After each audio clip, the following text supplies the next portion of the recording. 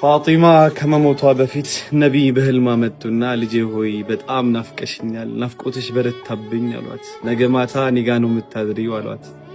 በጣም አለቀሰች፣ በጣም ተደሰተች። ነቢይ ጋ በመሄዷ እየተደሰተች ከኋላ ግን የምትወደው ዓሊ ያለ ልጆቿ አሉና በጣም አዘነች። በዚህ መሃል ሰራተኛዋን ጠርታ መታጠቢያ አዘጋጅልኝ ካለቻት በኋላ ተጣጥባ ጥሩ ልብስ ለብሳ አልጋዋ ላይ ቁጭ እንዳለች ዓሊ ይገባል። ዓሊ ሲገባ ተደናገጠ። ለፋጢማ ምንድነው የተከሰተው? ምን ሆነሽ ነው ሲላት እንባዋ እየፈሰሰ ያ ዓሊ ልሞትብህ ነው አለችው። ሱብሃን ነቢንም እንዳየች ስትነግረው ምንም ማለት አልቻለም። ከዛ ወደ እሷ ሄደና ራሷን ጭኑ ላይ አድርጎ የደባበሳት እንባው በጣም መፍሰስ ጀመረ። ሱብሃን በመሃል አፉ በለኝ አስቀይሜ አላቅም በርግጥ ግን አፉ በለኝ ስትለው አሁንም ማልቀስ ጀመረ። ግን ዓሊ አንድ ወሲያ አለኝ፣ አንድ አደራ አለኝ አለችው።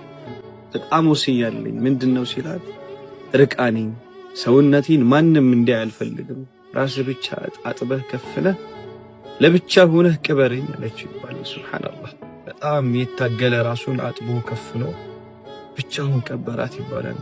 ሱብሃንአላህ እንደነዚህ አይነት ታሪኮች ልቦችን ያድሳሉ፣ እንባዎችን ያፈሳሉና ይጠቅማሉ ብላችሁ ካሰባችሁ ኮፒ ሊንክ አድርጉት፣ ኢንሻአላህ ሼር አድርጉት። ከአካውንታችንም ወላሂ እየተመታ ነው። ኢንሻአላህ በደንብ ኮፒ ሊንክ አድርጉ፣ ሼር አድርጉ። አሰላሙ አለይኩም ወራህመቱላህ